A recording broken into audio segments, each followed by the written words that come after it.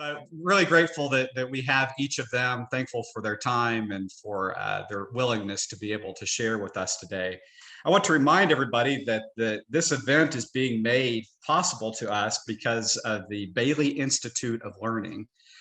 This is actually our first event that we are kicking off with this initiative.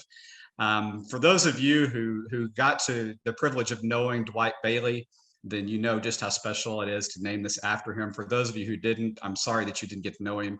He was a giant of a man. I considered him a colleague and a friend, and truly miss his presence of being with us because he brought so much to the table and attended one of the early on anti-racism pro reconciliation events that we had as a region. Dwight was the presenter, and he did a fantastic job and just had a way of helping people connect and seeing the humanity that is common within all of us. So grateful that we have this institute, grateful that it's named after him, and hopefully it will serve as an honorable legacy to the wonderful ministry that he was a part of. Hopefully you've all had a chance to see the schedule for the day. Just as a reminder, we will have a historical presentation. Then we'll have the first story sharing, have an opportunity to be divided into small groups. We'll take about a 45-minute lunch break. We'll have an opportunity for our second story sharing, and then another opportunity for small groups. And then we will end our time together with not the final conversation. That we hope that this today is not just a one and done, check it off your list opportunity, but rather that it's a springboard for us as we move forward into figuring out how we can truly desire to be anti-racist and pro-reconciling as individuals, as church, and as denomination. So hopefully you've all had a chance to see through that schedule. I hope you also all have actually read the covenantal agreement, and that we all agreed to be a part of that. Just as a reminder that story sharing involves vulnerability and sensitive listening and response by all of us. Everybody's story is their story. Even if it doesn't connect with us completely, it is their story, and we respect that, and we're going to hold true to that today. So I hope that we all can be respectful and represent Christ to the best of our abilities as we journey through this time that we share with one another today. And also just to remind you that the text that was chosen for this event today comes from Proverbs 31, 8 and 9. It reads, "Speak up for those who cannot speak for themselves, for the rights of all who are destitute. Speak up and judge fairly. Defend the rights of the poor and the needy." All right. Well, to begin our time together today from Sharing Perspective, we have a historical presentation by our own Reverend Joanne Flowers. And she is the senior minister of First Christian Church of Harrison, Arkansas. And very glad to welcome Joanne into our region and have her as a colleague with us as the Christian Church Disciples of Christ. Joanne serves in a congregation in a community that has been labeled as being a very racist community. One that whether it's a fair label or not could obviously be argued, but one that when many people hear about Harrison, Arkansas, they cringe and think, oh, that's where the KKK has some of its leadership. But in talking with Joanne about her being the first African American and the first female to be the senior minister of First Christian in Harrison, I was talking about her doing that and what a great big step that was. And she was very quick to remind me that it was her church that took the great risk in hiring her. They were the ones that stepped out and boldly went where they didn't have to go, boldly putting themselves on the line, living within a community that's still struggling with its identity and what that means and what that looks like. And that they stepped out and took that risk. Joanne also does not consider herself to be a social reformer. She says that she majored in biology, not in sociology. For those of you who don't know, her background before ministry was as an epidemiologist. And I've really appreciated getting to know her in that role, but also during this time of COVID for her to be able to share with us some of her knowledge and skills of epidemiology as we live through this global pandemic. Joanne was an officer in the military. She grew up in all Black schools, and it wasn't until after grad school that she was really starting to be surrounded by people of other color. And so Joanne, I could go on, but the role here is not for me to speak today, it's to give you an opportunity to speak. So with that said, Joanne Flowers, welcome. We look forward to hearing from you. Sounds great. Thank you very much, Brian, for that very, what I consider generous introduction. Hello to everybody who's out there who took time on this Saturday morning to discuss and reflect on an issue that has always been a part of America. So let us begin. I'm going to share my screen, and hopefully everything's up and rolling. Is that correct? Everybody sees. Okay. So yes, I am the senior pastor of First Christian Church in Harrison, Arkansas. I've only been on board since last September. So not only am I coming to a place that has never had a female in the pulpit as a pastor, and also a person of color coming to a largely all European American town. I'm also was coming during the middle of the pandemic. So I think it's a reminder from the Lord that he never gives me anything that's easy. Amen. As you see here, it is a predominantly white community. And back in the late 20th century, started to have, from what I understand, from what I've read and the research that I've done, an influx of white supremacists and their organizations. And Harrison is known, or all you have to Google is, the most racist town in America. And for whatever reason, they have that banner, and that reason, that's what we're going to talk about. Also, just FYI, I just wanted to put these slides out here because the town, for the most part, looks like any place in America. However, there's very limited diversity. My husband and I tease each other about, oh yeah, when we came, the number of people of color increased from 4, or people of African descent increased from 4 to 6. So here we are.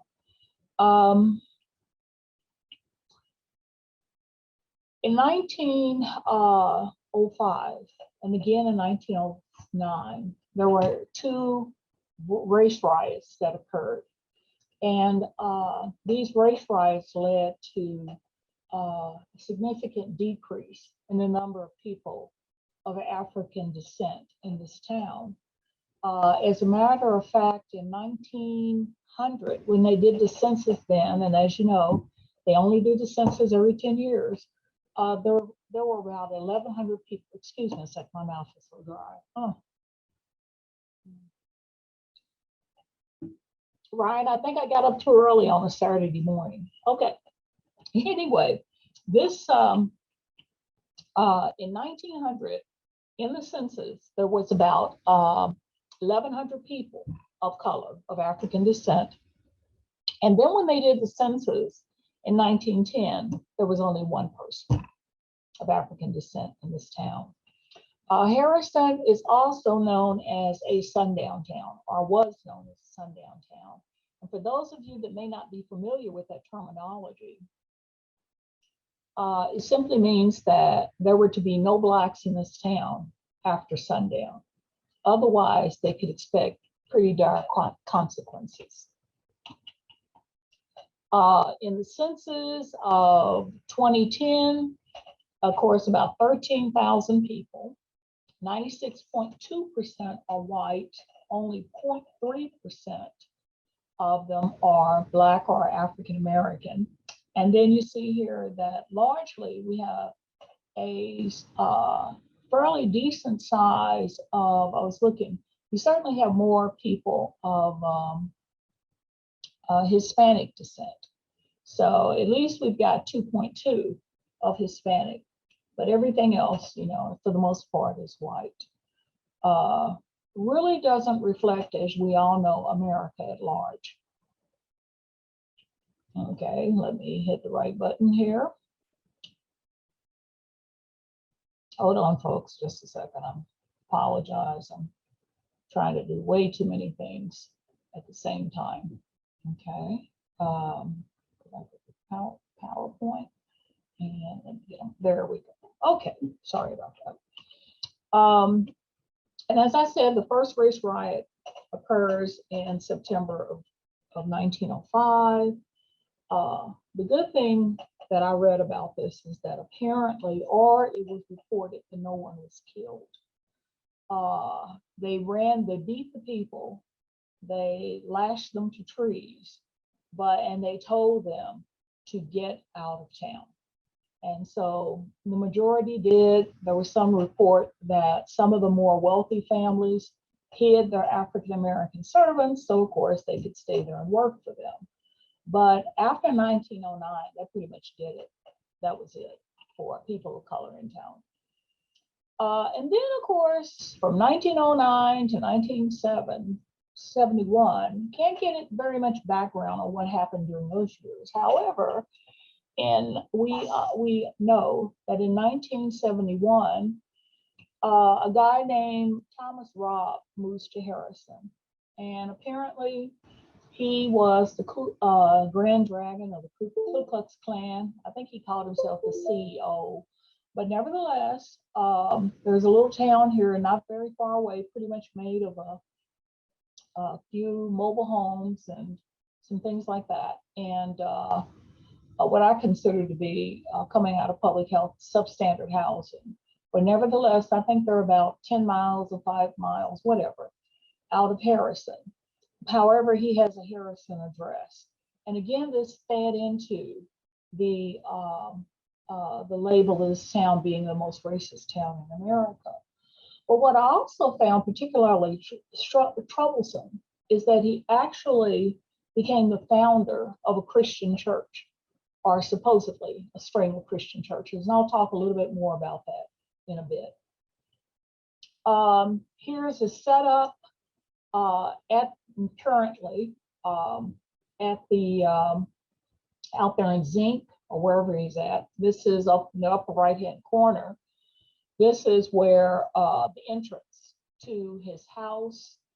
We'll also talk about down in the center, we are looking at a billboard, and it reads, "Welcome to Harrison," and then it tells you no wrong turnoff, wrong exits on the freeway. I've forgotten what else it says. We'll see it again, but no bad neighborhoods. Yeah, that's what it is. Diversity is a code word for white genocide. Now, over here in the corner, right corner, you see a young man, and I believe his name is Dustin. I forgot to write it down. But and he's also written about his experience, but he came to Harrison because he said he just wanted to sit down and figure out why these guys hate us so much. Why do they hate us so? So he wanted to have a barbecue in front of this guy's house, Rob, but I think the law enforcement said, don't do that, please. So he did arrange a meeting with them, and apparently they showed up in these cuckoo outfits. But nevertheless, you know, he sat there and tried to have a conversation with them, you know, just one man to another. And hats off to him. Kudos to him for doing that. Yes, I said that Rob, what is his name? Tom Robbs or something. I don't know. I don't even think about the man, to be honest with you. Just feel like somebody else that needs to be prayed for. They formed this Christian Identity Outreach Ministry.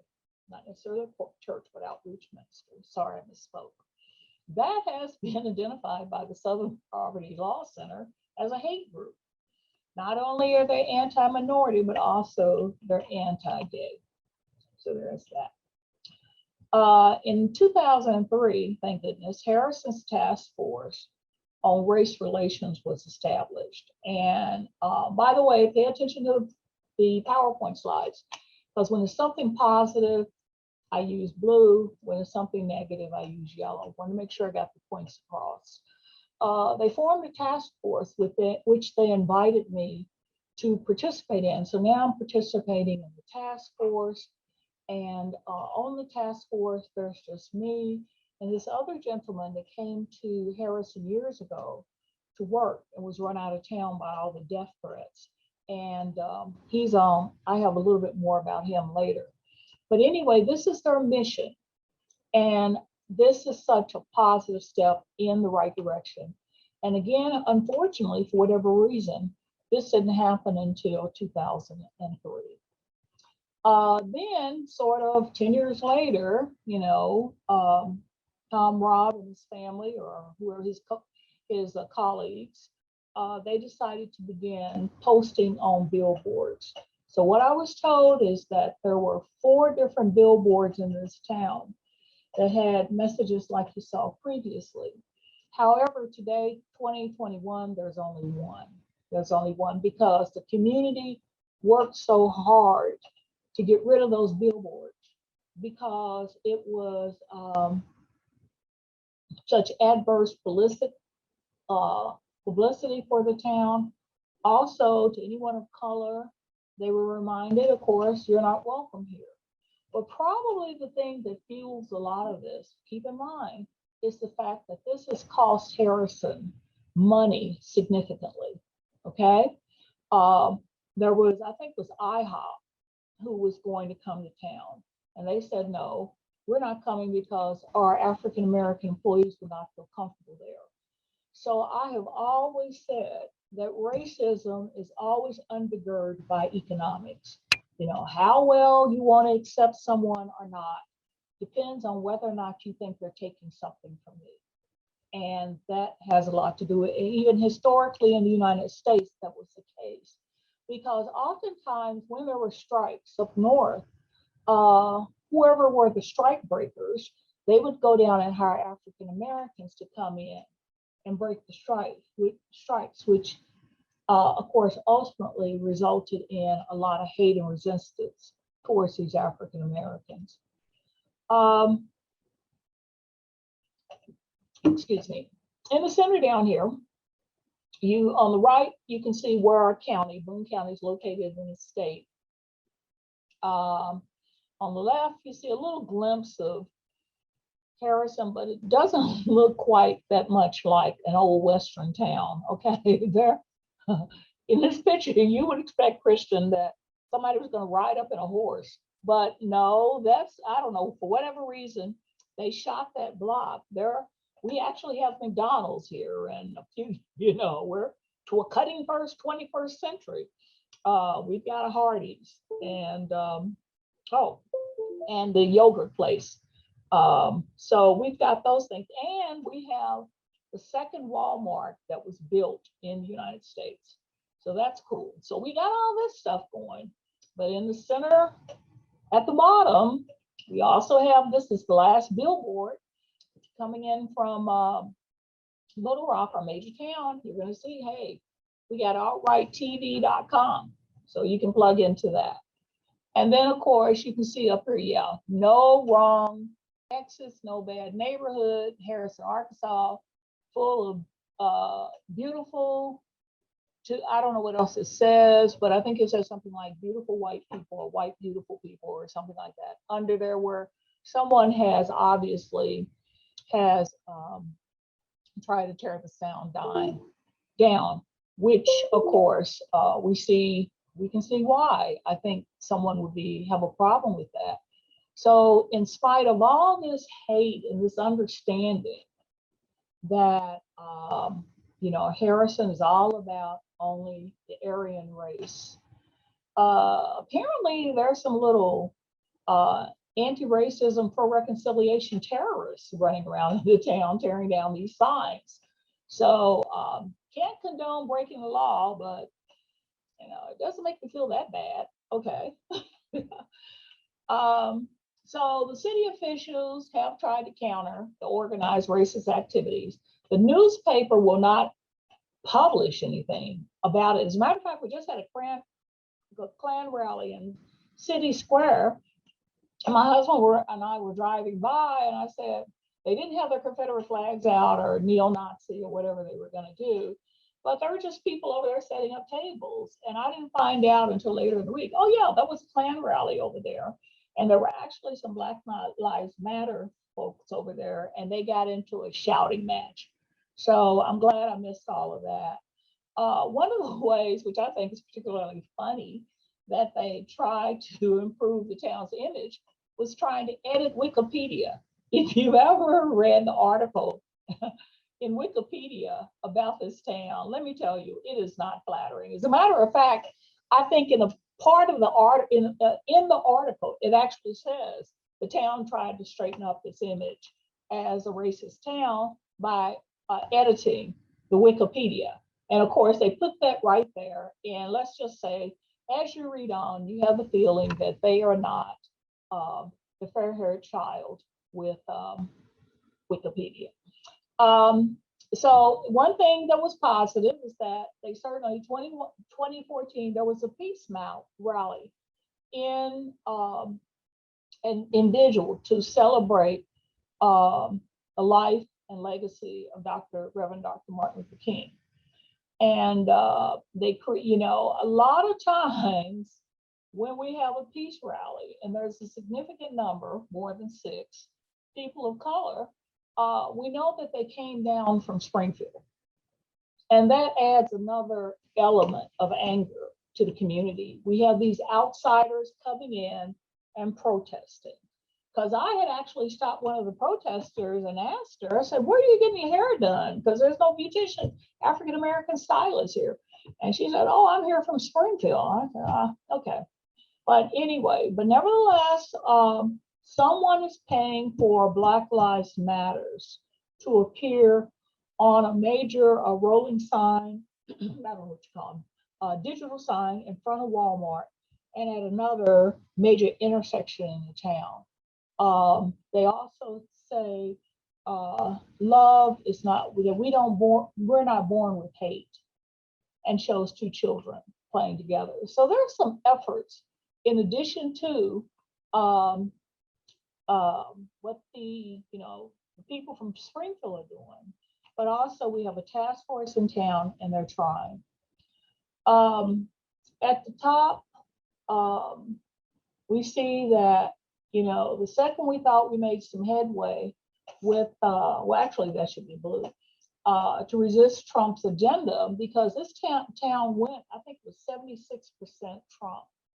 And Tom Robb was extremely happy that, Trump had an overwhelming majority here in the election, and of course, ultimately elected for president.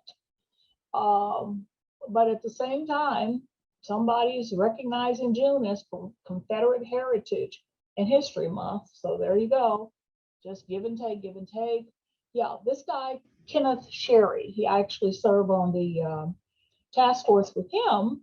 He returned in 2007 after being run out of town in 1978, and was recognized by the mayor, and now is part of the task force, looking for change, trying to work towards change in this community, which I think is great.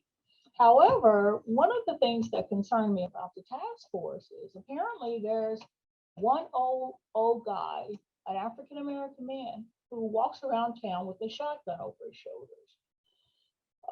So people that are upset about this, they don't call the police, they call the task force, as if we are supposed to be the guardians for all things of color, which is kind of not what we are supposed to be doing. And I even told the task force, he has a right, he's got a Second Amendment right, just like the rest of us. So anyway, it just goes on and on. Let's see. Yes, they have this group that gathered around 300 people in Harrison to protest. Dry mouth again, sorry. to protest police brutality after the horrific situation, a horrific murder of George Floyd. And of course, while the peaceful group was protesting, you had these guys show up with rifles and watched them and was waiting for them to get out of line. And so when the mayor came and asked me to work with him on diversity, two things he said really bugged me. So I am not. I feel like I can work on it another way. One was that these guys were okay to be there with their guns, even though it was a peaceful protest, because they were there to defend the Constitution of the United States. Well, the last time I checked, the Constitution was in Washington, D.C., under a bulletproof, bomb-proof, fireproof glass.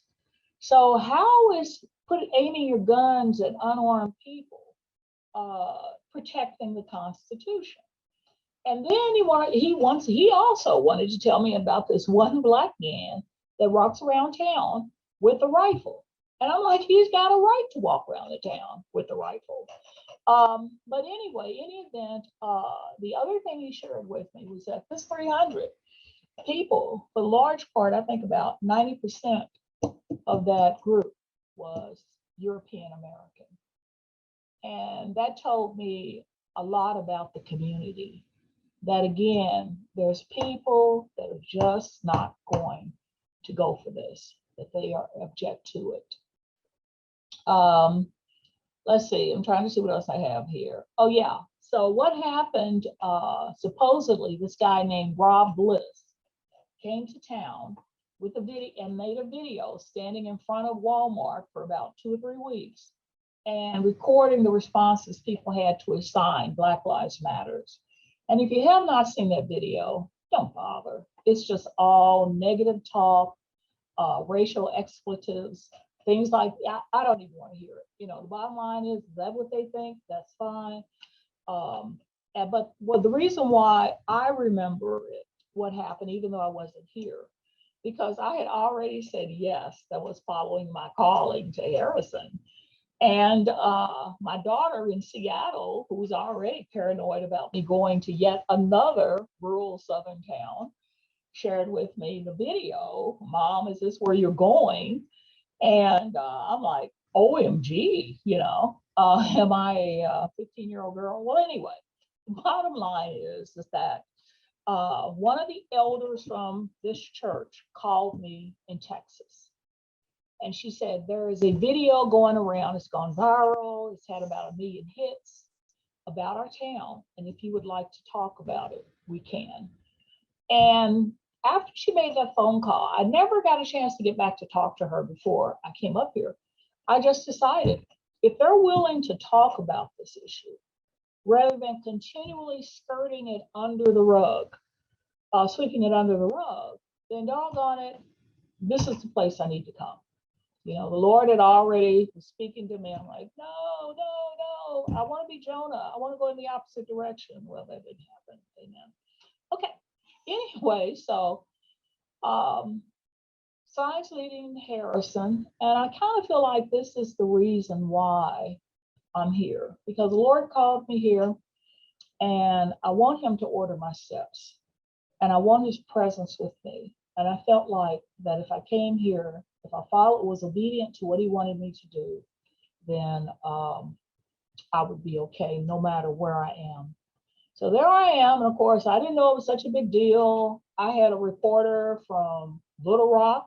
As a matter of fact, he calls me on a regular basis, I guess, to see if I'm still alive. But nevertheless, sorry, Christian, a reporter from Little Rock. I had somebody from the local newspaper published, somebody from the Arkansas Traveler, that's the university's paper.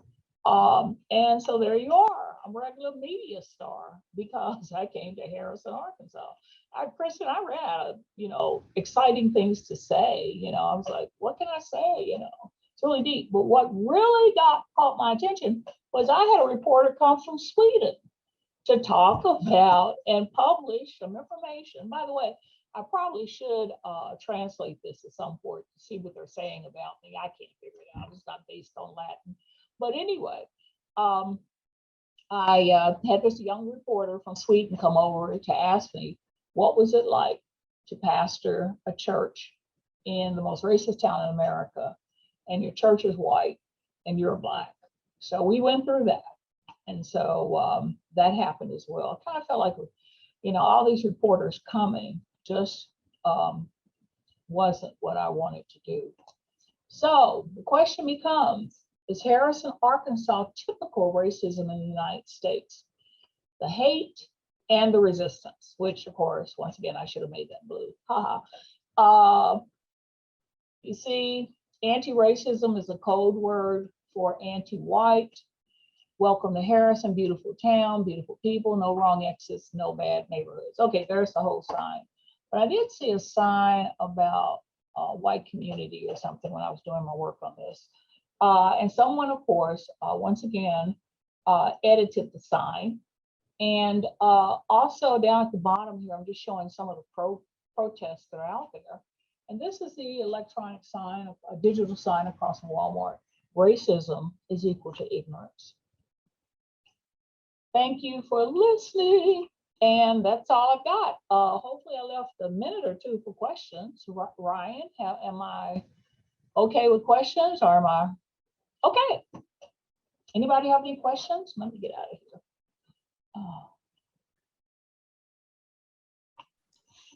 Please remember to unmute yourself if you would like to address Reverend Flowers. One thing I'd like to say is congratulations on all the initials behind your name. Color doesn't have anything to do with getting an education as far as you have done, and I celebrate you as a woman in a hard community. Thank you, Vanessa, but I have to disagree with you. Color has a lot to do with getting so many initials behind your name. One reason why I was very fortunate to attend an HBCU, a historically Black college, and I was being taught by Black PhDs who gave me role models where there were none in my life, but also gave me a sense of worth and ability that I may not have gotten at a different type of university. With that being said, I had to be extraordinarily on top of my game in graduate school, attending the University of Pittsburgh, and I finished my doctorate from the University of Texas, because again, it was like I was never invited to be in any study groups. One of my professors even asked me why wasn't I on welfare? Because I was going through school. By then I divorced my husband, so I had a little toddler that I was trying to take care of as a single parent while I'm going to school. Then there was this issue of how good do I have to be in order to finally finish my dissertation. And I just believe God was in the mix on all of that. But there's a woman I was actually matriculating with at the University of Texas, and of color, and they jerked her around so that she matriculated for 10 years and was never conferred the degree. So yeah, people of color are not encouraged, and not because the expectation is we are nothing. We can't do anything, especially in the sciences and in the natural and physical sciences. At one point, I was only, including CDC, I was one of 2 environmental epidemiologists in the United States. So yeah, it is not easily done, but I appreciate your heart. I know you're in the right place, but I just have to point that out. No, one reason you're not seeing a lot of people of color, especially graduating with degrees in sciences, because I think that, first of all, a lot of times the schools aren't where they need to be, but also I think it causes too much of a paradigm shift for the professors that are teaching them. I have one more question. Sure. You said Black and African American. Right. I'm from Texas. I grew up. Longhorns. Yeah, baby. Yeah. And TCU, baby. We grew up saying black, white, Hispanic. Right. Is that offensive No, to say black? no. On my birth certificate, it says colored. And I find that offensive at this day and time because we've gone through colored to Negro, trying to get the word Negro, that N capitalized because that was another slide. Then we went from there to Afro-American. There might have been something else in there. And then we sort of landed on African-American. That's the reason why I try not to use the word white. I rather use the word European-American because we're talking continent to continent, you know. And in both instances, no, it's not about so much your color. It's about the origin of your ancestors in this country. Thank you. And I Right, mean it. thank you. Congratulations. Keep Austin weird, baby. I have a question. Sure. When the woman called you when you were in Texas, I just would like to hear just a little bit more about how you felt about her call. Just kind of, you know, your first impression. I don't know what I would have thought, but Well, when the way I found the video, or you know, I received the video from my daughter in Seattle, and of course, you know, she's been up there so long that you know she also believes that the South is not a place that she wants to reside in. She was tripping because, of course, I'm her only mother. You know, you only get one of these in this life, and she was concerned that I was going to go someplace where me or my husband would be in harm's way. And so she sent the video, I think in about like 1 hour. Then I forwarded the video to my pastor at the time, who also, I was, once again, the Lord had called me into this white congregation. And he said the same thing a 15-year-old girl would say, OMG. And so he told me that he had some friends in the ministry in our church, disciples in this area. And it turned out that my predecessor, he and Danny Couch, my pastor down there in Texas, had attended seminary together, as did Ryan, even though he's got me muted. He told me, let me call them for you and talk to them about the situation up there. And so while he was, you know, doing his thing, that's when Robin, who was chair of the elders. First of all, you got a female chair of the elders. That's cool. But she's very, you know, she's quite a social activist. And the fact that she said, hey, if you want to talk, let's talk. And I just said, works for me. You know, I have no problem talking about it. I'm glad that they are willing to talk about it. You know, every Sunday, my sermon is not going to be about Black Lives Matters, but I feel like my sermons should have something to do with what's really occurring in the world.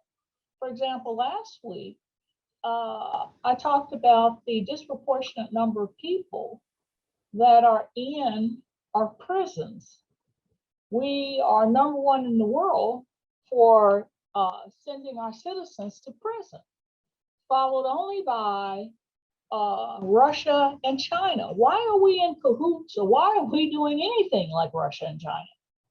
And so there we are, instead of thinking about overhauling that prison system, we accepted that guilty people are going to death row and being in prison.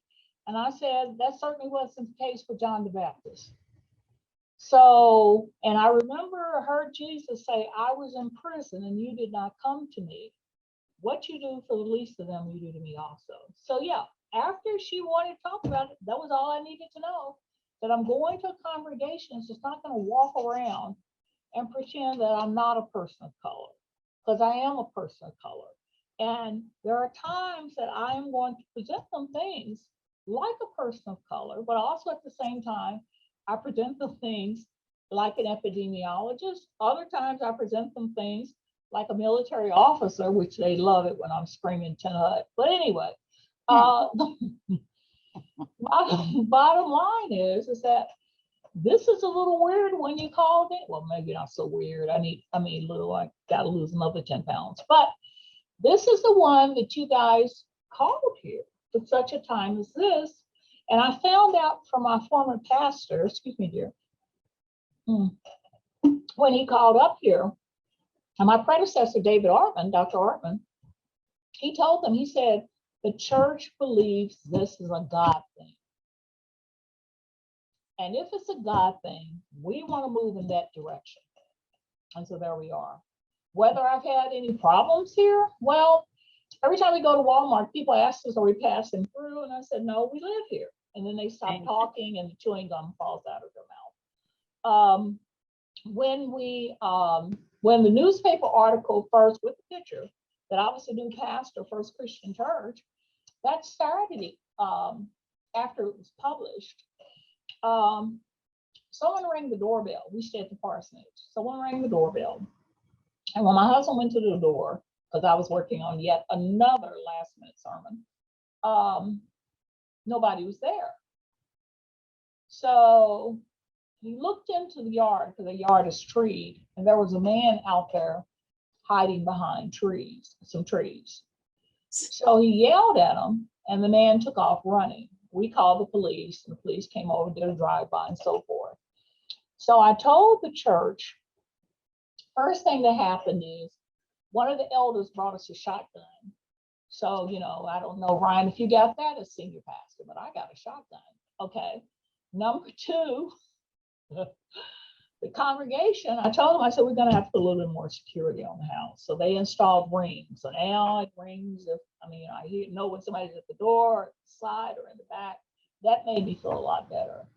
The other thing is, I had one of my congregants came and told me that they were planning a stakeout, and they were going to stake out the parsonage till this guy showed up again.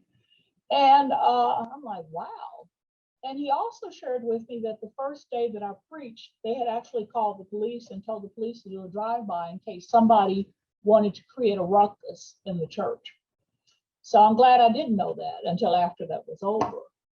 But, you know, there are people out there that are a problem because America's not having that conversation about mental health that we desperately need, and gun control that we desperately need for all of us. I'm more concerned about getting my elders and a few other people trained on what to do with if an active shooter were ever to show up. Not because I'm Black, just because when I was in Texas, a man 30 miles from where I live went into a church with a shotgun, killed 2 people before they were able to kill him. Now, someone told me that they're actually packing guns in the services on Sunday. So I'm hoping that my sermons are good enough that I can survive those armed disciples. But, you know, God is God. And that one scripture about my presence goes with me. I stand on that, you know, if this is supposed, but so far, it's been very, very, very positive. A lot of places we go, I feel like people bend over backwards to be friendly, to let me know that this is not who they are. And they don't need to do that, but they do it anyway. When I arrived here, I had so much food and so much stuff. And then it got to the point they were throwing in bottles of bourbon. You know, I mean, I'm like, I don't know, Ryan, maybe that's something you talked to me about in my ministry. I didn't know bourbon came with it, but. Oh, that's great. Thank you so much, Joanne, for your sharing. I know I could listen to you all day and would love to be able to have an opportunity to do that at some point, and we'll get that worked in at some point down the road. Thank you for the opportunity. Could I ask a question, Right. Ryan? I Okay. have 2 questions. Should I put it Yeah, I in have the one chat? question. Why? Yeah, y'all can. I am sensitive to, we've still got a lot on our agenda this morning. So if y'all could put those in the chat, that would be great, if you wouldn't mind doing that. Thank you. Sorry, I ran on and on and on. No, it was well worth it. Absolutely, well worth it. Oh, I I appreciate know it. you guys have a tight schedule and I am compliant to that. Sorry. No, you're great. Thank you so much. Next on our list, and I am glad that chat is there, by the way. Feel free to utilize that. It's a great way to have some other conversations going along that we can enrich our time together. Now it's time for us to hear from one of our story sharers. This is Don Warren.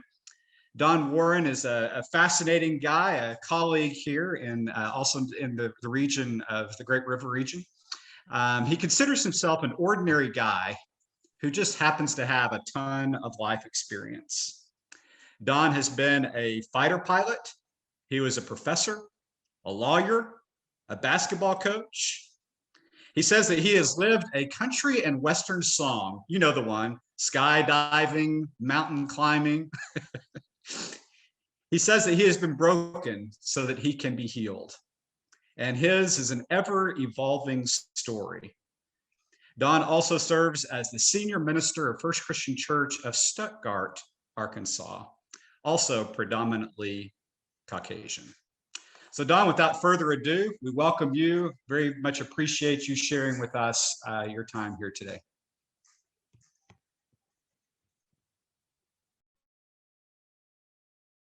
Hear me. Can you hear me? Ryan? Yes, we can hear you. Okay. Yes, we can hear you. All right. Again, thank you. Well, the hidden effects of racism on clergy. The reason we're all here today is not entirely clear. There are some of us here today who have a genuine concern about the racial and economic disparity that exists within and without the Church Universal. These individuals recognize the need to realign the relationship with the world against the standard that God has called us to. We know that we've become crooked and bent and even misshapen by the world in which we live, and we're seeking to align the straight edge of the truth of God's word with his desire for us and for the church. So this is my story. All too often we view racism as a condition or a disease that affects them and not me. We somehow come to believe that just because we have a Black friend or a friend who happens to be a person of color, that somehow we've become immunized from the effects of this cancer. Believing that the work of the church, whether your church or my church, in its outreach efforts somehow has earned us a mark in the forgiven or pardoned category. And I'm sure as it relates to in-your-face racism that it probably has. But by virtue of the fact that you're here today, assuming that it's not just to meet the requirements for standing, means that you too understand that there is a need for change within the church. So this is my story. Racism, systemic racism, is a cancer. It's a killer that is no respecter of persons. Racism is not limited to the actions of an individual or an institution. We all understand that. So today I want to draw our focus to the effects of systemic racism in the church on the person of color, in particular the pastor. As disciples, we enjoy the coveted position of being a little different, a little less apt to follow the rules for the sake of rule following. And so we've been privileged to witness the dismantling of this system. We have witnessed the tearing down of some of the barriers that exist in the church. And although it's far from the rule, we now have more than a smattering of persons of color serving congregations of white, as well as persons of white serving congregations of color. And don't think for a minute that the world has not taken notice of our efforts. This is a good thing. But this is my story. You see, I serve a congregation in the heart of Dixie, way down south in Dixie. I serve a congregation where the streets are cobbled in places and wrought iron lampposts still serve as street lights, whether people still wave at passing cars and clergy are still highly respected. I serve a congregation where the average age is 79, where there are a few octogenarians and nonagenarians sprinkled in. I serve a congregation where the people, not all of them, were used to calling grown Black men boy, not necessarily out of hatred, but out of habit. I serve a congregation where I have to be careful to screen conversations and statements through the colander of discernment for fear that I might respond in an unchristlike manner. And because I serve where I serve, congregations are held between members from predominantly Black churches and occasionally their pastors. And the conversations go along the line, well, why aren't you pastoring or preaching in a church in your own community with your own people? That for me begs the question, the very question of, are we free to decide where we serve after submitting to a life of service? Is the slave free to tell the master of the work and the conditions of the work desired? When I surrendered to God, I don't recall using the same words Isaiah used, "Here I am, send me," or even the words that were exclaimed from the garden, "Not my will, but thine." But I felt the words, and I still feel the desire to go where he leads me and to do the work that he sets before me. This is my story. I serve a congregation where hot button issues such as politics and CRT drive wedges between God's people. I serve a congregation where the intersectionality of anti-racism, pro-reconciliation, and critical race theory are compressed into an argument and not a conversation. I serve First Christian Church Stuttgart. This little band of believers is as non-diversified in color as milk. I came to serve this congregation after visiting one Sunday. On the day of my initial visit, I had already attended service at my home church. I was in Stuttgart to visit a friend who pastors a church there, and I was going to visit him, and I thought the service started at 10:45, but it started at 10:30. So I left, and on the way home, I stopped at a four-way stop sign and noticed FCC on the corner. And I could just barely make out the fact that the service started at 10:45, and it was 10:41.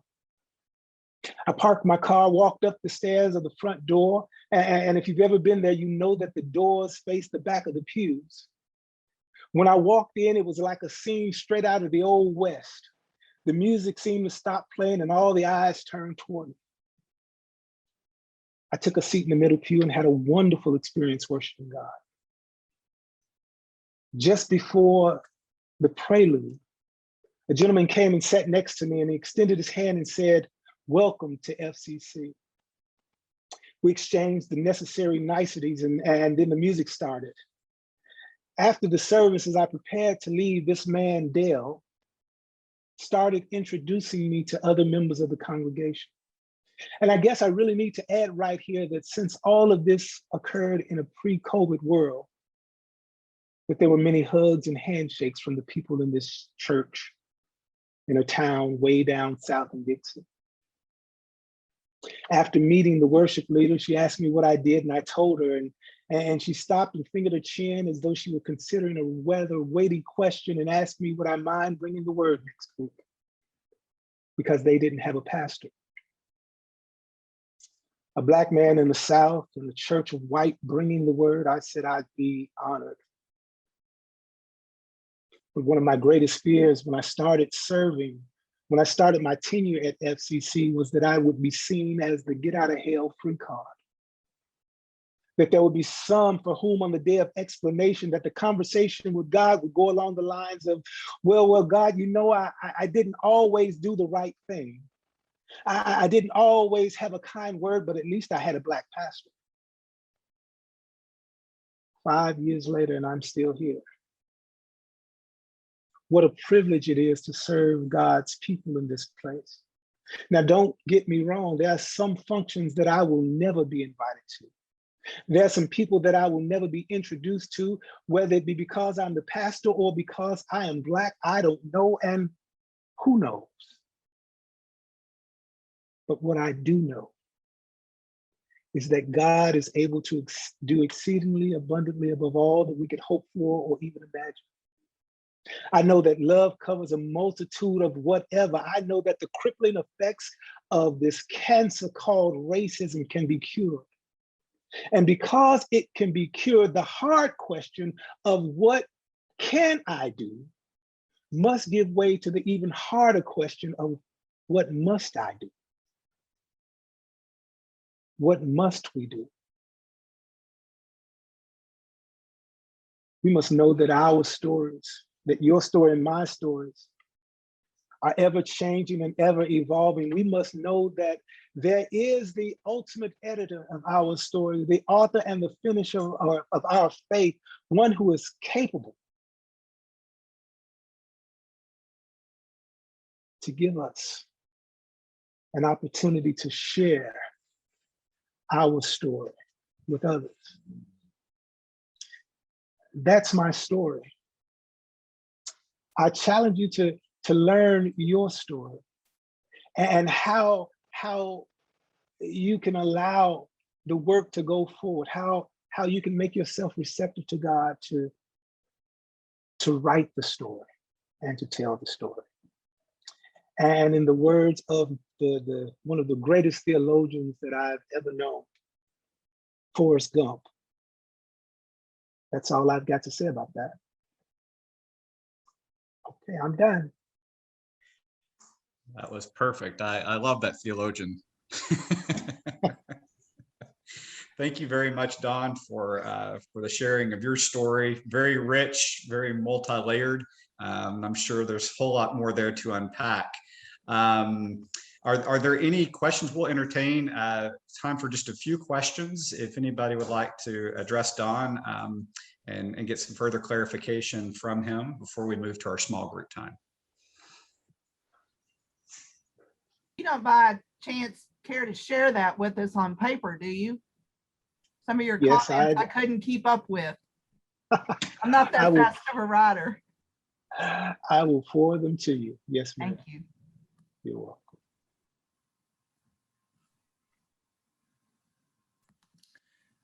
Dawn, if you'll forward that to me, I can disseminate that out to everybody. So you don't have to try to. Thank you. Individual.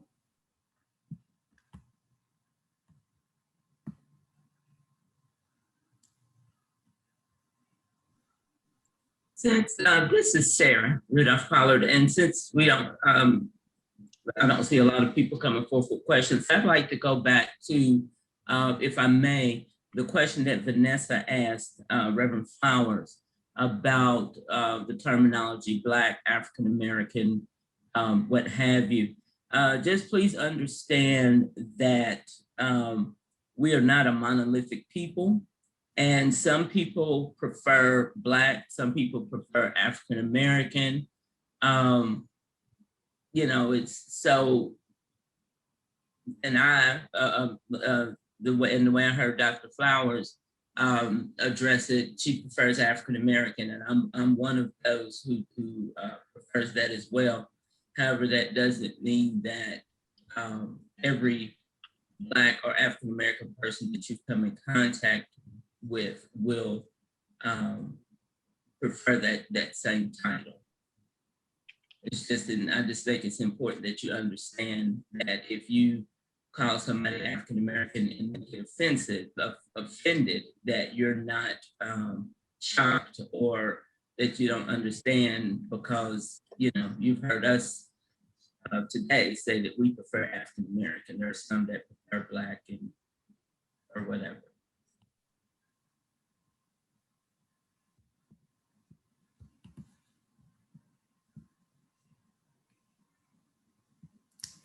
So I do believe that's a very appropriate segue into our breakout groups and conversations. And I have a PowerPoint that I'd like to share on that. And I think that Dawn is going to talk us through the PowerPoint. I don't. I thought you were going to talk us through the PowerPoint. I can do that. I can do that. Okay. I'm trying to present. I'm sorry. It's at the very top, Christian, on the left, the very top in the orange. Thank you. Okay.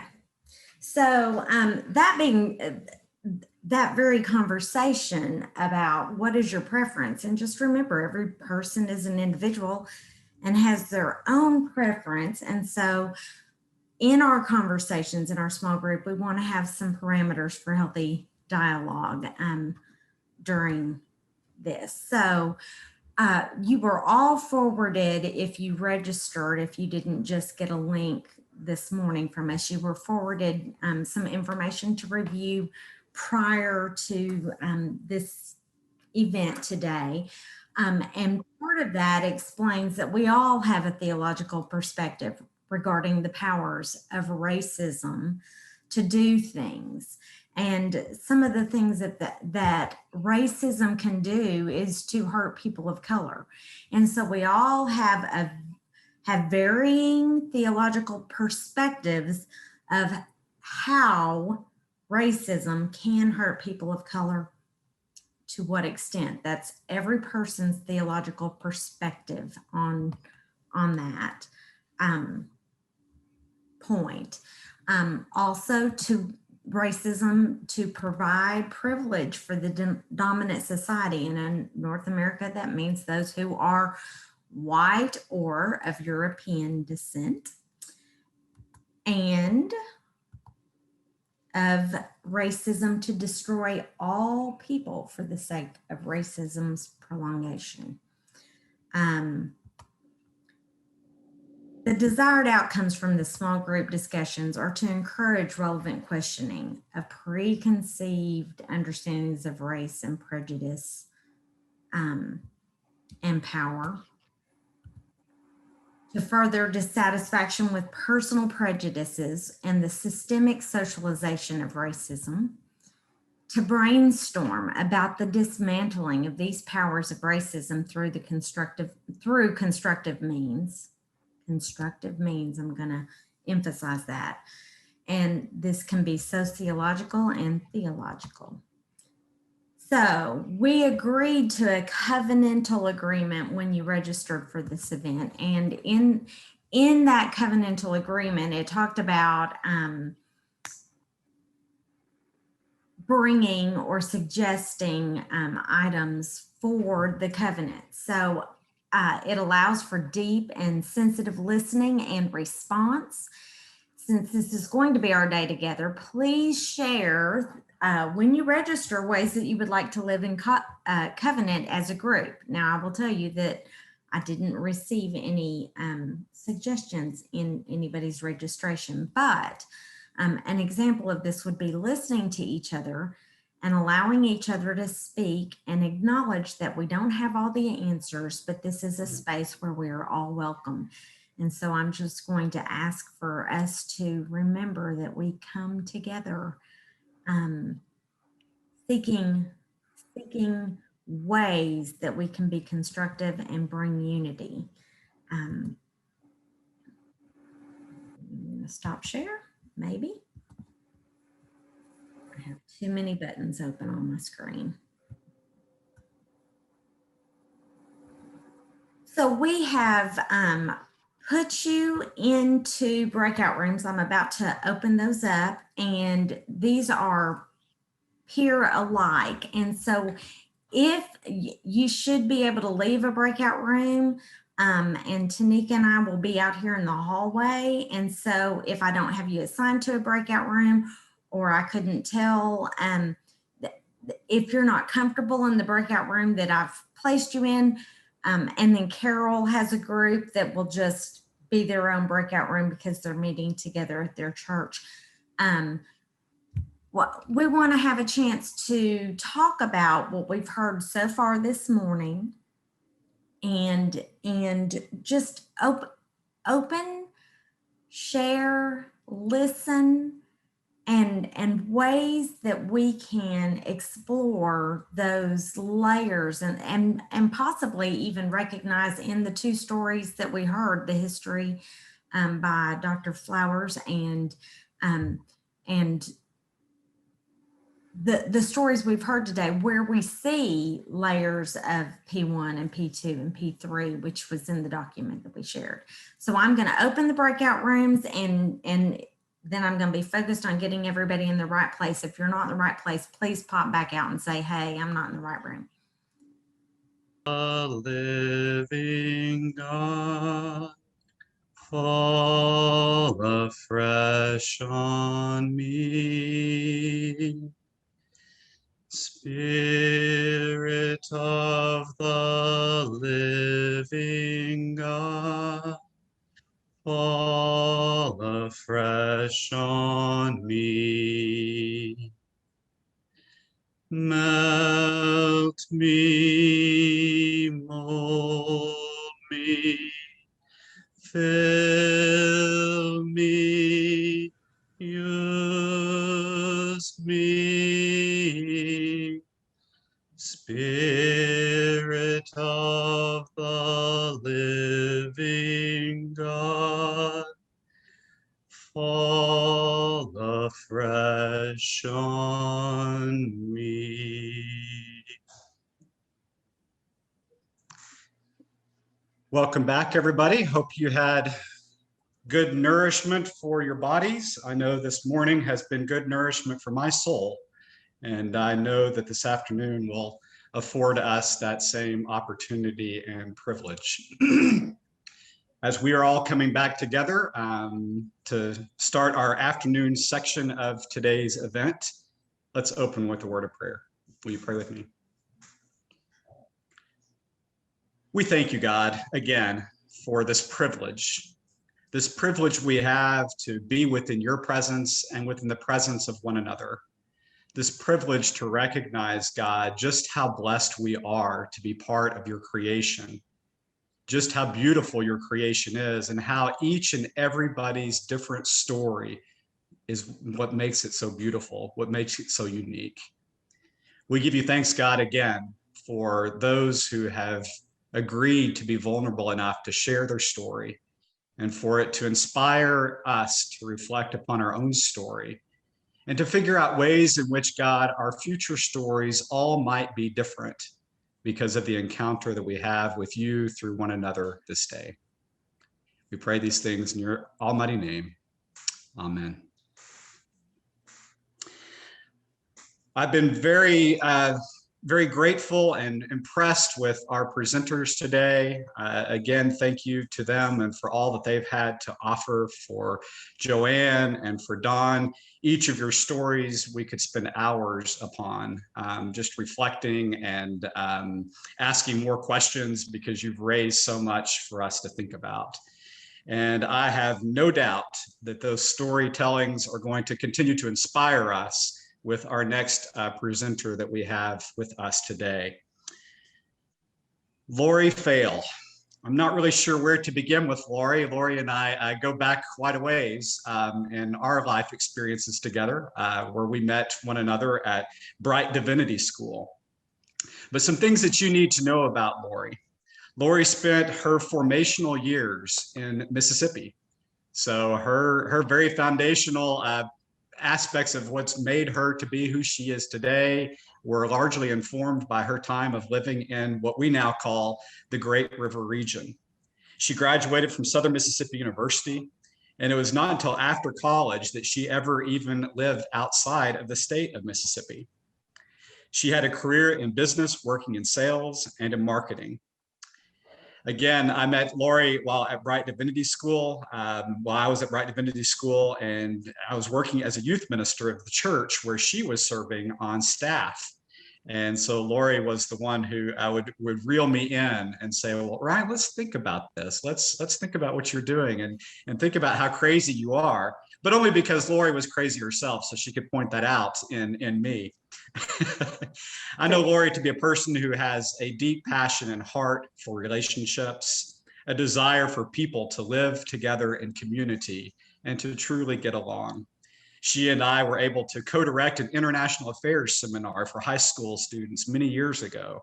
And I saw firsthand her passion for leading people to understanding the value of what it's like to really get to know each other and have a feel for where we're all coming from.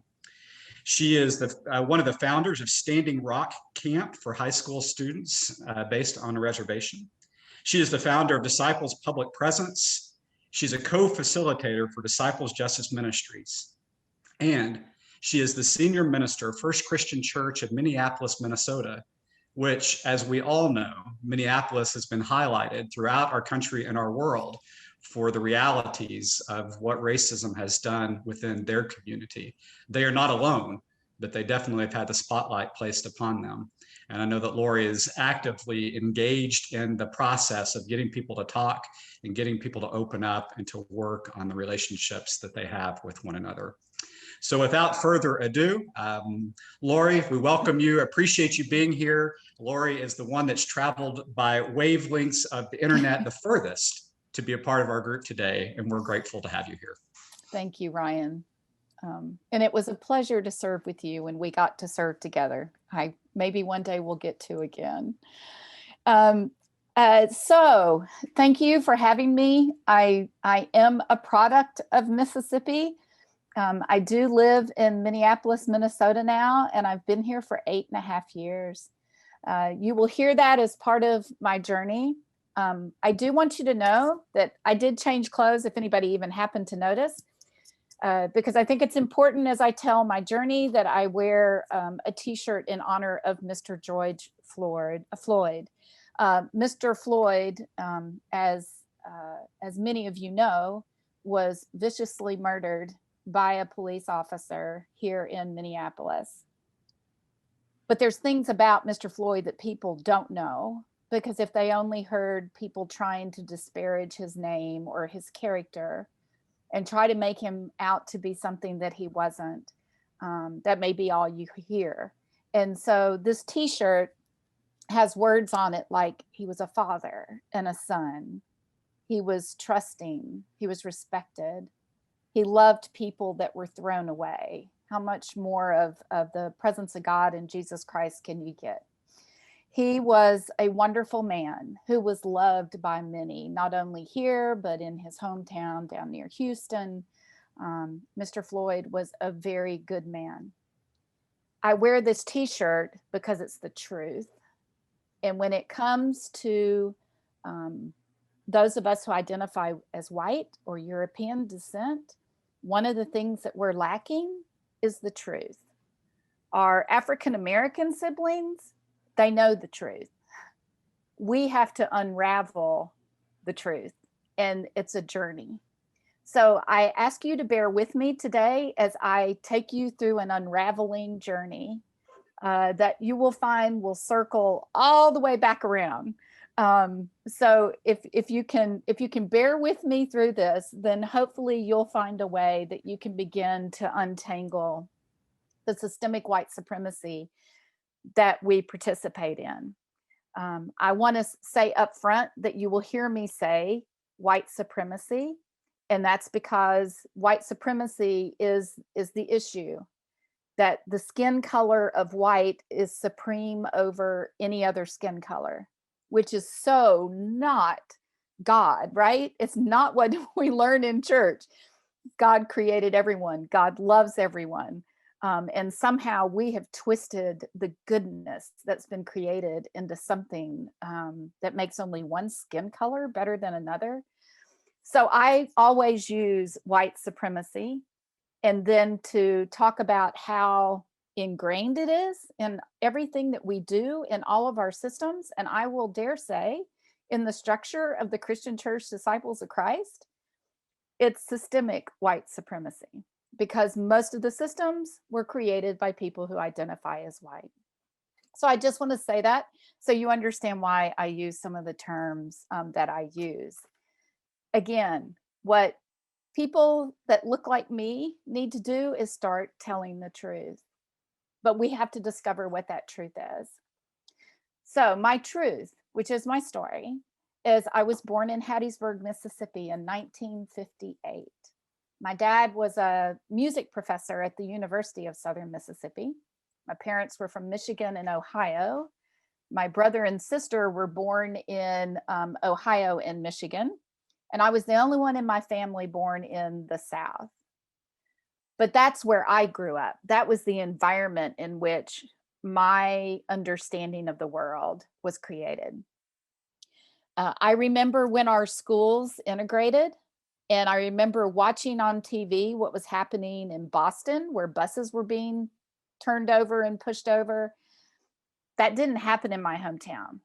In my hometown, I woke up one day, I got on a different school bus and I went to a different school. That's my story as I remember it, right? So then we were all in school together. Everyone that went to the public school went to one high school together. And of course, the one that was used for us to graduate from was the one that had been the white high school. But we all were in band together. We were in choir together. We took band trips together. We did life together as far as I knew. My family made sure that I never used any racist terms to refer to people. That was just not allowed in my house. So as far as I knew, I wasn't a racist in any way. When I graduated, then I went to college there, University of Southern Mississippi. When I graduated, I moved to Atlanta, Georgia. And Atlanta is where I learned that my language was racist. Because I would be in conversations with people and I would say something and they would look at me like I had just killed somebody and I didn't know what it was that I was saying and what was so bad. So that was the first kind of unraveling of, oh my goodness, I didn't know that was a racist term.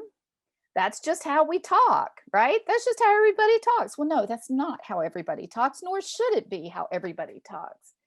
I lived in Atlanta for 10 years. And it was wonderful. I loved living in Atlanta and I learned a lot. I learned a lot about myself, but I started learning some things about the South that I didn't learn while I was in Mississippi. Nothing earth shattering at that point though. Then after 10 years, I moved to Texas. And when I moved to Texas, I felt as if I'd gone back to the 1950s. The racism was very obvious against our Latina siblings. Not so much against African-American for what I could see at that time. And I began to wonder, well, why are people not liking this group of people? You know, I'm not understanding what's happening. Well, as I was doing that, I met a wonderful man, my spouse, Dr. Brian Fail, who was a professor at Bright Divinity School. And we began to have conversations about what it was like to grow up in Mississippi. And he said, well, you know, I have a hard time with Mississippi because I can't look at Mississippi without thinking of Emmett Till. And I looked at him and I said, who?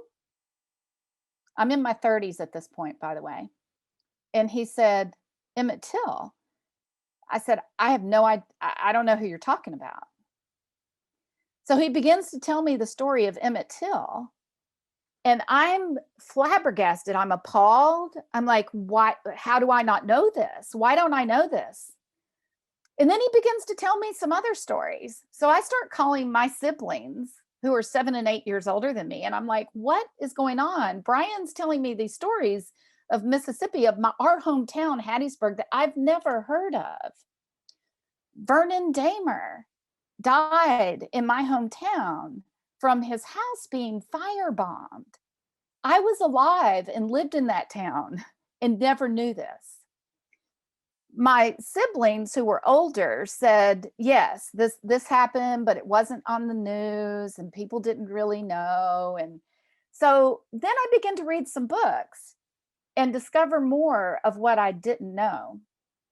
And part of the reason that I didn't know, which is why I am a big proponent of the truth being told, is for those of you that may be on this that are from Mississippi, there was the Mississippi Sovereignty Commission. For those of you that aren't from Mississippi, you need to look it up. You can search their documents online now. But it was an agency that literally controlled information in the state of Mississippi from 1956 to 1977. There's a book called Of Long Memory. It's a great book for y'all to read. And the author of that book, in the foreword, in the introduction, talks about how people in Mississippi who were born around 1960 went through the school system without learning what happened in Mississippi. And it was due to the Mississippi Sovereignty Commission controlling TV stations. When Reverend Dr. Martin Luther King Jr. was murdered, it wasn't on the news in Mississippi. It wasn't shown on the TV due to the Mississippi Sovereignty Commission. So that's great, Lori. You grew up, you didn't know, you have an excuse for not knowing. I don't really have an excuse for not knowing. It's just the truth of why I didn't know. But once I began to know, then life needed to change. My understanding of the world needed to change, and I needed to discover many truths along the way. There's a fabulous reporter from Atlanta, Georgia, a journalist for the Atlanta Journal and Constitution, who used to write for the Fort Worth Star Telegram. And that's where I met Gracie Bond Staples, was in Fort Worth. Gracie is from Macomb, Mississippi, and we're the same age. And she went to the University of Southern Mississippi at the same time I was there. The Disciples of Christ Church, that's connected to Texas Christian University in many ways, University Christian Church, a group there who was working on anti-racism, pro-reconciling, knew that both Gracie and I were from Mississippi, and they thought, wouldn't it be a great idea to have them on a panel together? So Gracie and I had never met. We arrive at University Christian Church. We introduce ourselves to each other. We sit down. And the leader of that gathering says, well, Lori, let's start with you. What was it like to grow up in Mississippi? And I said, oh my gosh, it was wonderful. You know, I mean, it's a beautiful state. It's got these incredible pine trees, and the coast is beautiful, and good seafood down at that end. And there's great food. The people are wonderful, and we all got along, and it was just a great place to grow up. And then she turned to Gracie and she said, Gracie, what was it like to grow up in Mississippi? And Gracie took a breath and she said, I slept underneath my bed every night for fear that my house would be firebombed. That was a truth I needed to hear, because that was the reality. What I grew up in was not the reality of what was happening in that state at that time at all. From there, I began to have more interactions and talk to people and try to find out more about the things I didn't know about. And then I lived in Texas for over 20 something years. And then I moved up here 8.5 years ago to Minneapolis, Minnesota, to serve First Christian Church, Minneapolis. And again, I felt like I'd gone back in time, because up here, no one wants to say they're racist because they're not the South, where it's in your face, right? I would go back to my hometown to visit my parents after living in Atlanta and in Fort Worth, and go into my favorite hamburger place, my absolute favorite, and walk into the bathroom, and there would be racist language written on the walls of the stalls. And I would walk out horrified and tell everybody, after I left the hamburger place, I would tell everybody how horrible it was. But I never went and told the owners that I wasn't going to step foot back in there because of it, right? That's my role in systemic white supremacy. I don't have to deal with it. I can just complain about it, and I don't have to do anything about it. Well, up here in Minnesota, it is so hidden, although it's not. It is so blatantly racist up here, especially in the Twin Cities. And it's different than the South in that it's not in your face. So it's harder to uncover and harder to get people to talk about it. So since I have been here, Jamar Clark was murdered Philando Castile was murdered, and George Floyd was murdered. And let me go back. I'm going to say Mr. Clark was murdered, Mr. Castile was murdered, and Mr. Floyd was murdered. And the Twin Cities has had to have a reckoning and have good conversations. They're hard, and sometimes they happen and sometimes they don't. I did my Doctor of Ministry project on trying to get pastors to confess their roles in systemic white supremacy, which meant that another pastor and I, an African-American pastor, and I developed this experience where he took us to different places here in the Twin Cities that were of significance to the African-American community. He read scripture, he said, he told us the story, and then the following Sunday, he wanted to see if we would actually tell the story in our sermons, which we did. But what we didn't confess was our roles in the systemic white supremacy. One of the places we went, an African-American church, the oldest one here in Minneapolis, the pastor began to talk about how balconies were built in churches and how it was African-Americans that built the balconies for then the slave owners to say, you have to go sit in that balcony that you just built. I never heard another word he said, because that took me, I told you it was going to circle back. That took me right back to Hattiesburg, Mississippi. I grew up in the Disciples of Christ Church. I was a member of Central Christian, cradle roll person. And next door was a Presbyterian church. And my mother was the church organist at that church. And in the evenings, that's where I went to church, because the Disciples Church wasn't big enough to have a service at night. And we always sat up in the balcony. And Mr. Manny Wright was what was then called the custodian of the church. And Mr. Wright, we called him Manny. We weren't ever told to call him Mr. Wright. So I make a point that he will be referred to as Mr. Wright, sat up in the balcony on the very back row every single Sunday night and Sunday morning. And we were acting up in the balcony, as youth will do. And the pastor was pretty bold. He stopped the service and told us we had to be quiet, and he wanted all of us to come down and sit on the main floor. So we're getting up to go down, and I turned to Mr. Wright, and at that point I only called him Manny, and I said, Manny, come on, we got to go downstairs. Now, this would have been in I graduated high school in 76. So this was 1974 or 75. And he said, no, Lori, go on down. I'm fine. And I said, no, you have to come. He said he won't. Dr. Johnson said he won't start the service. If you don't come down, we all have to leave the balcony and go down to the main floor. And he looked at me and he said, no, I can't, I'm not going. Now, this gentleman, Mr. Wright, when my mother would go to church to practice the organ, she would take me before I was school age, and he would let me ride on the buffing machine. And I had my own little cloth that I went and cleaned alongside him. He would put me in his car. Now think about this, Mississippi. And we would go into what was considered the African-American part of Hattiesburg, Palmer's Crossing. And I would get to visit his wife, who I adored, and sit there and eat and have wonderful time. And then he would bring me back to the church by the time my mom had finished practicing. This man had been nothing but good and gracious and kind to me. And it was the only time I ever remember him speaking harshly to me.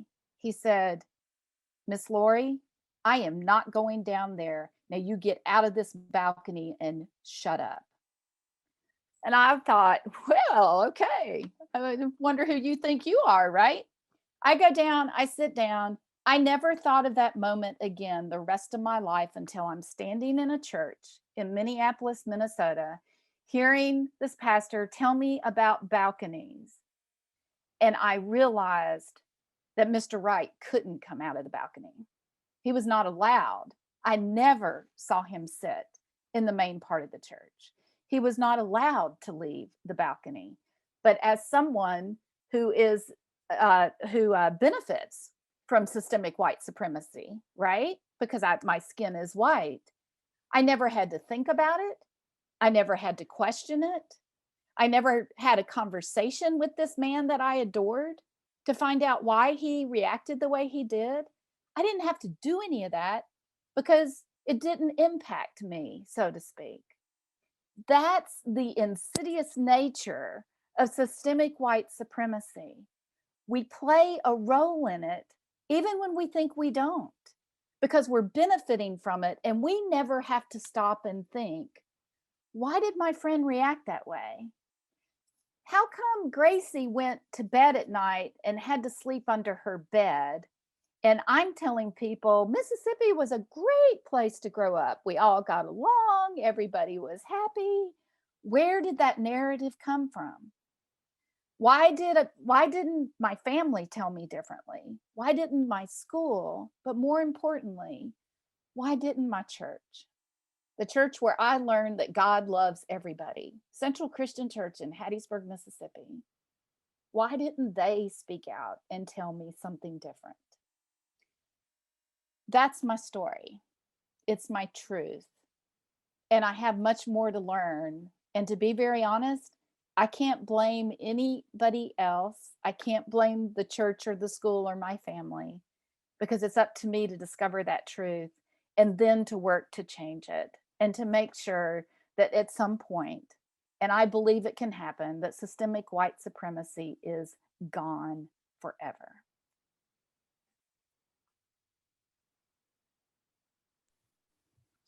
Amen. Thank you, Laurie, for sharing and for allowing us all to reflect upon our own truths. Appreciate that. We have time to take a few questions. I do want to be sensitive to us being able to go back into small group times again, but does anybody have any specific questions for Laurie at this point?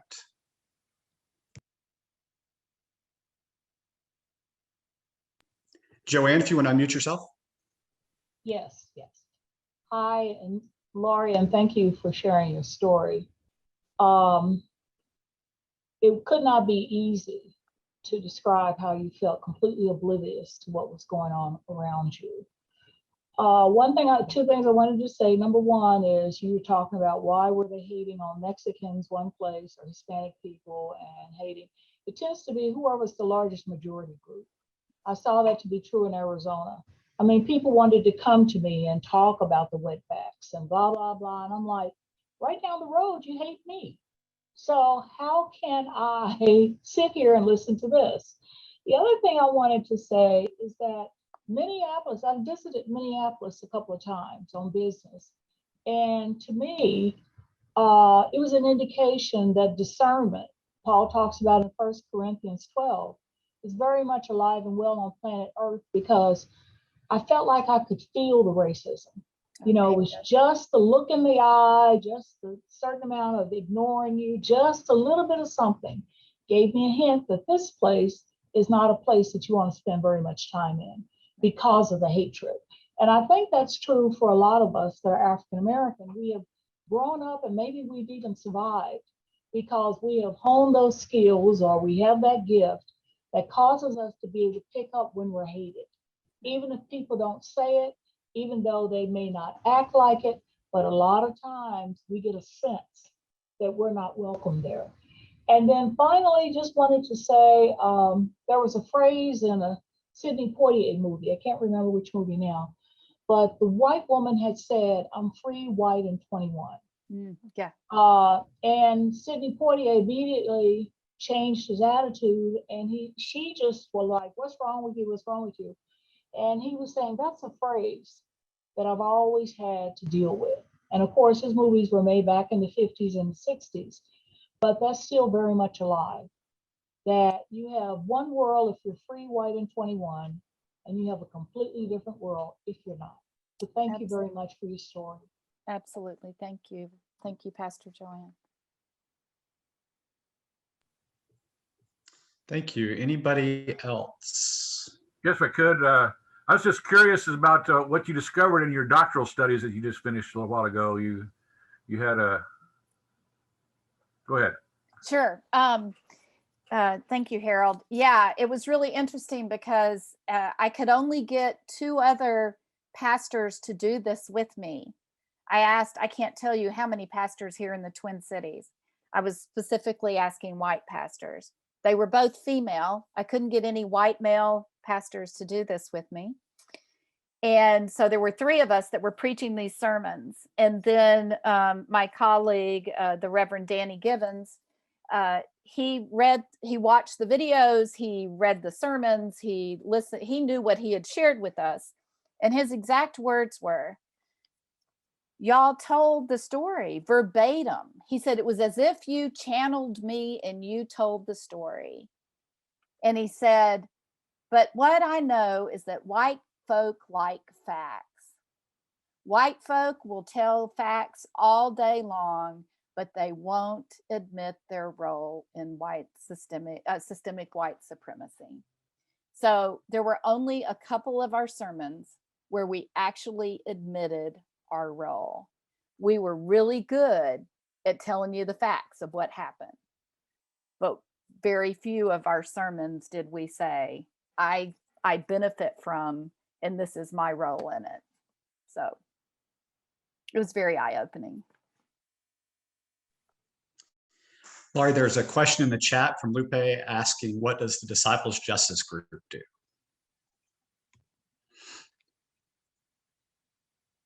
I muted myself.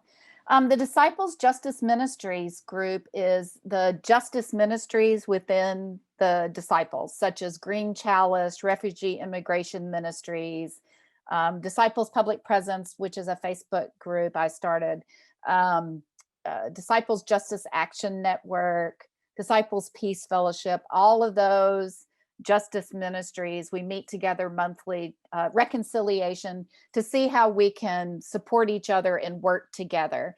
Because as disciples, we love our autonomy, right? But sometimes our autonomy leads to nothing getting done and no one having enough resources. So we're trying to model something different and not be so territorial, and work together.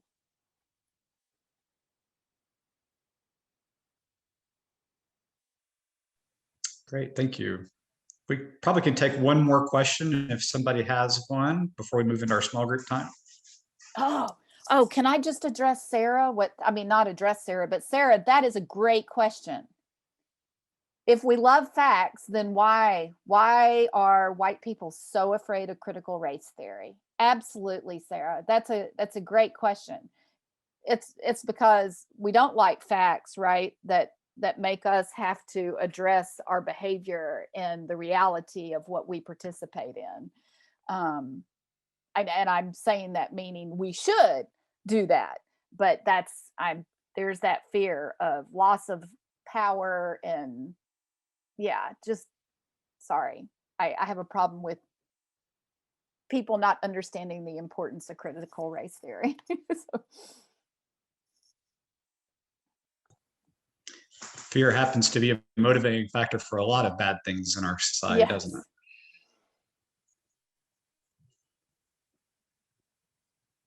Oh, okay, Joanne looks like she's got something she wants to share.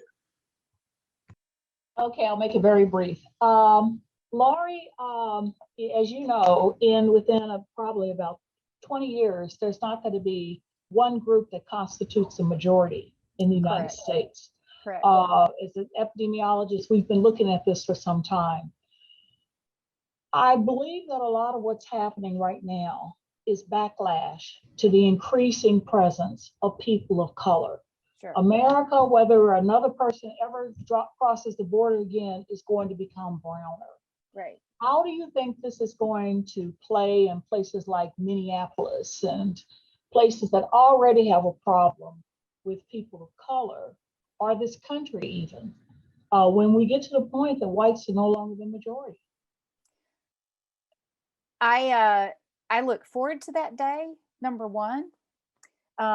Number two, how's it going to play out? I think we're seeing it right now, Pastor Joanne. Here in Minneapolis, it's like we'll take 2 or 3 steps forward, right? The former police officer, Derek Chauvin, was convicted, but within days, let's go open up the George Floyd Square and make sure that the people who are congregating at George Floyd Square can't congregate there anymore, right? So, but we convicted this white man, but let's do this. So I think in little thing, I say little, if that wasn't little up here, but where somebody else would say, well, of course the buses need to get through and trucks need to deliver supplies to the businesses. They've been doing that for over a year with that whole area blocked off, right? Life has gone on. So I think that's how we're going to see it, in things that sound normal, sound like, oh, of course they'd open an intersection, and not knowing the whole story, not knowing the truth, not taking the time to understand that, no, that intersection should not have been opened up. And here's why. So I think we'll see it in that. I think we're going to, unfortunately, I think we're going to see more of what you described about the 300 protesters with the 15 people. I think we're going to see more of that. And I think that's why it's even more important for us to be having these conversations, so that those of us who benefit from systemic white supremacy can start dismantling it and speaking truth about it and speaking up and being allies. And that doesn't mean coming in and taking over. That means coming in and walking alongside and being an ally and doing whatever is asked. I go to George Floyd Square once a week, and I sit and I listen. I'm not down there to tell the people of George Floyd Square what to do. They know better than I do. And it's those kind of encounters, I think, that we'll have. But I do think it will. I think it'll escalate. I really do. Yeah, I think so too, Pastor Laurie. I remember of all the schools I attended in my life, the seminary I attended was the most racist one I'd ever been in.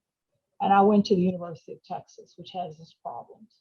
But again, I don't believe that the general population is being equipped to how to deal with this increasing number of people of color.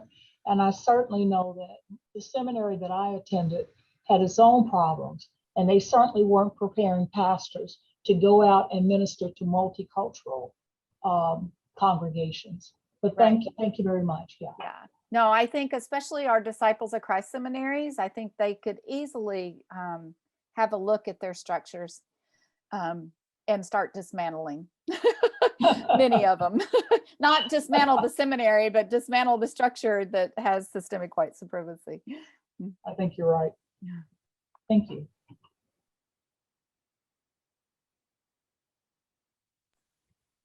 Okay, thank you all for the feedback.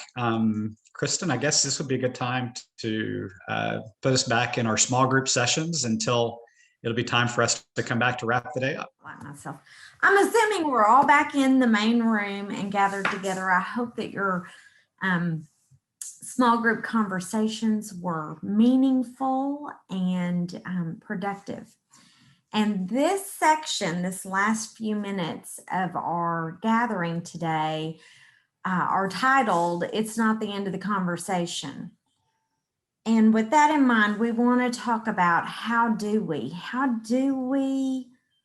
learn to stand up instead of stand by, and not just think I'm not a part of this. How do we learn to ask the right questions in the right way that bring about change, real change? How do we continue this much needed conversation? And so with those questions, I wanted to let you know that we will be sending each of you who have participated today a link to a Google form survey.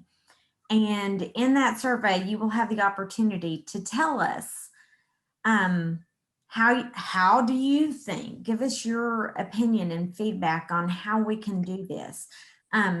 If we would like to continue to meet in the groups that we have created and have conversations on a regular basis and discuss this further. If you felt like I did when I was in my group, oh gosh, but we just barely got started in that conversation. Let us know, or give us your honest feedback on how you thought today went and if it is really going to bring about any true systemic change in our Great River region. We want to be the hands and feet of Christ on earth to all the clergy and all the members. We open this to the laity in the region as well, and we have laity today, which is exciting to me that it is out there and available for anybody who wants to have the conversation and be engaged in the conversation. I will also be sending out certificates for those of you who need this as part of your standing reports, and all of that will go out to you on Monday. I will send it electronically, and I will print and send a copy through the mail next week as well. I would open the floor to any of our facilitators, any final words that would like to be shared, or anything we need to know, any resources moving forward.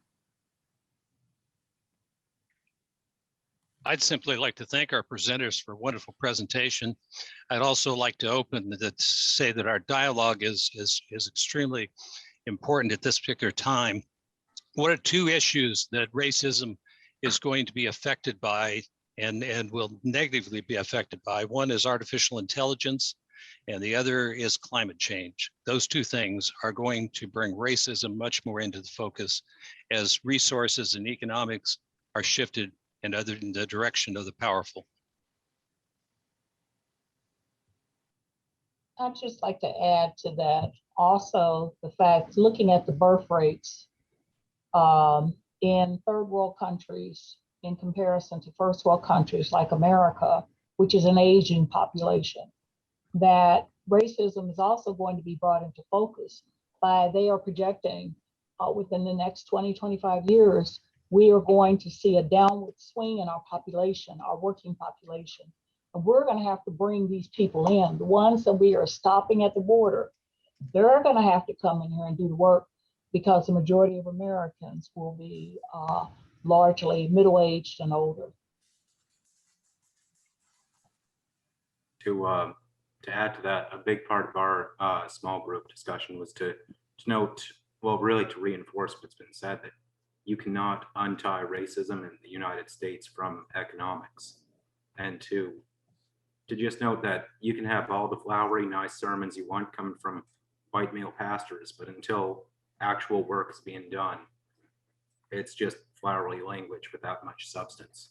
And so just a reminder that it's important to do work that is pragmatic and has an economic effect as much as possible. About 10 years ago, I went to Indianapolis for a Hope Partnership seminar on planting churches, Nick. And it was interesting because the facilitator told us about 40 people in there, that the disciples don't mind having a Black African-American church, Hispanic church, and a Caucasian European church, white church, on the same corner, because people are only going to go to churches where people look like them. And I told them then, I spoke up, and one other woman spoke up, nobody else said anything. I said, we say that we are bringing wholeness to a fragmented world, yet you guys would endorse something like this. I said, what are you going to do about this emerging biracial population? Are you going to make them choose like society tries to, the government tries to? Are we ever going to get to the point that it's simply whosoever will? Whosoever will.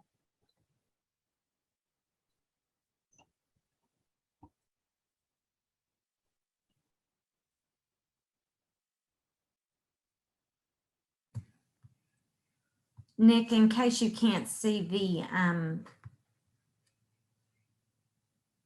chat, Vanessa has requested that you repeat what you said. It was powerful. Sure. That's feeding into my ego. I talk enough as it is. Yeah, a big part of our discussion, at least is what I was hearing, was that we can't untie racism in the United States from economic realities tying themselves back to Jim Crow and to slavery and so on.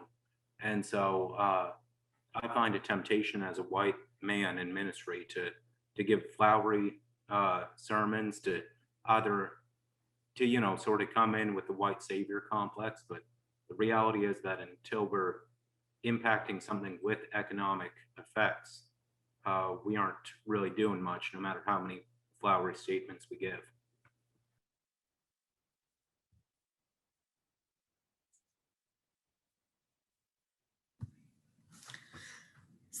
So I'd like to once again thank all of our facilitators today for, we have spent quite a bit of time preparing for today and getting ready to bring this to you.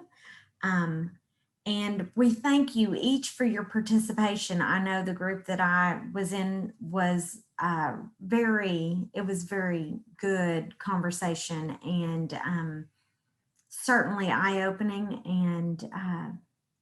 and needs to continue. So I'm going to again preach it doesn't need to stop here. We need to keep this at the forefront of what we do here in the Great River region.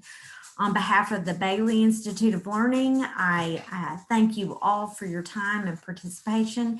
And I would ask again that Ryan, as the chair of the ARCOM team, who asked for this to be a part of our first Bailey Institute of Learning class, close us with prayer.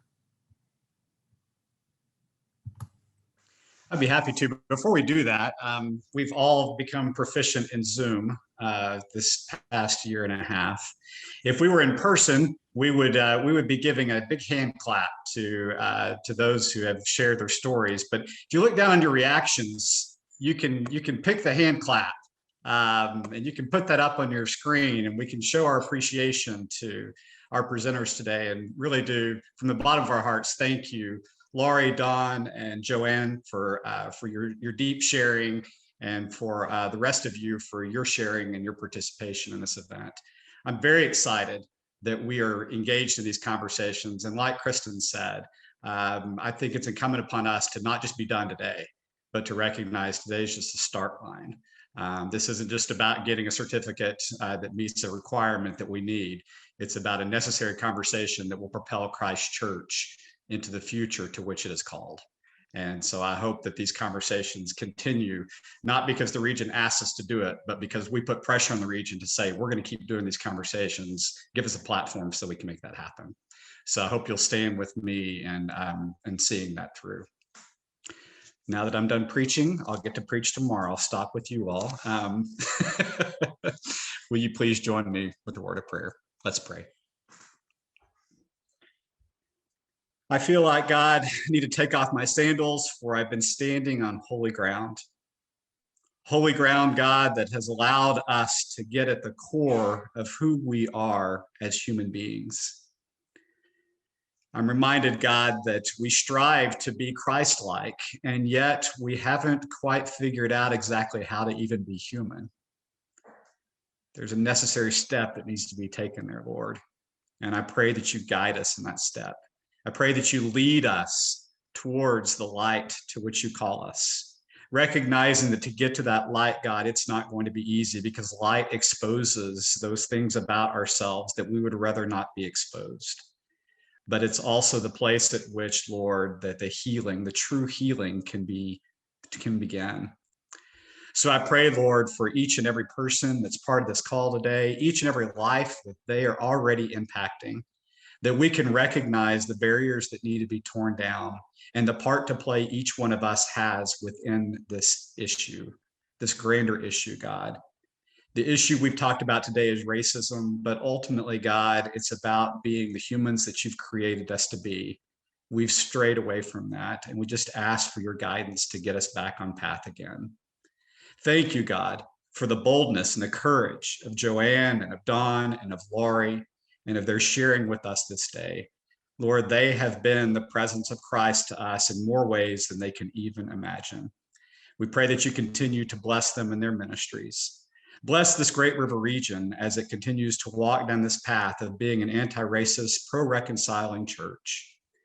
And bless our leader who's on sabbatical, Nadine Burton, and that she continue to be gifted, God, with the gifts and abilities that will bring us together.